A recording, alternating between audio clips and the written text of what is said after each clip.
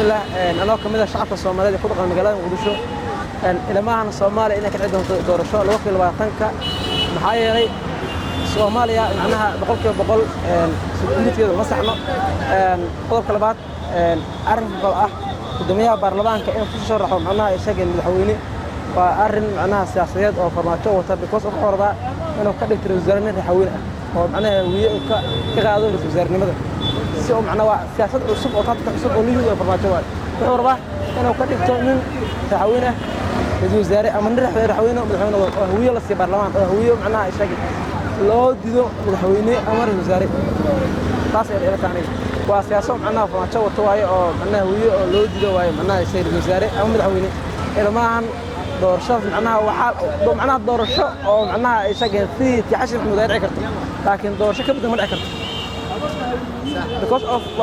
عندك أنا دورشة الصومالي وتحشي محمود عمل عكرت هذه معناها تكتب على شوي ولي واحد لي حلي اللقطة من عكرت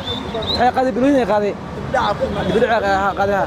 معناها وحكة أو معناها برسالسكي دول الصومالي موضوع معناها خاصة ثانية بسم الله الرحمن الرحيم مقعي وشفيع أحمد خليف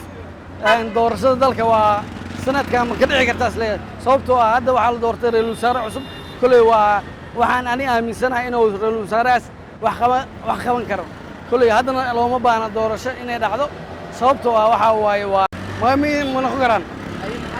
arrin siyaasadeed jirta bismillah anigoo ka mid ah shacabka Soomaaliyeed gaadiidleyda qaasatan gaadiidleyda kuwa ku xamaasha bajaajka sanadkan waxay ila tahay in doorasho macquul ah dalka ay ka dhici doonto ayadoo taas awgeed ay tahay in dalka amnigiisa maasha Allah boqolkiiba 90 uu yahay hadda sidii hore iyo hadda ay kala duwan tahay maasha Allah waa soo dhaweynaa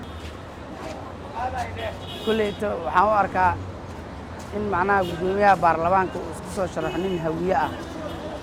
kulleey waxay ila tahay in macnaha isbedel hor leh ay tahay xaaladda siyaasadda dalka ay isbedesho siyaasadeed ay tahay fikirkaas way ila tahay nin hore u soo qabtay inuu macnaha madaxweynaha dalka uu noqdo nin cusub inuu noqdona way noqon kartaa balse mar walba waxaan ku baaqayaa nin walba madaxda noo noqdo in dalka cadaalad uu ku Soomaaliyeed kamid ah waxaan rajaynayaa doorasho inay ka dhici doonto wadanka Soomaaliya haa way ila tahay Soomaaliya inuu degan yahay amniga haa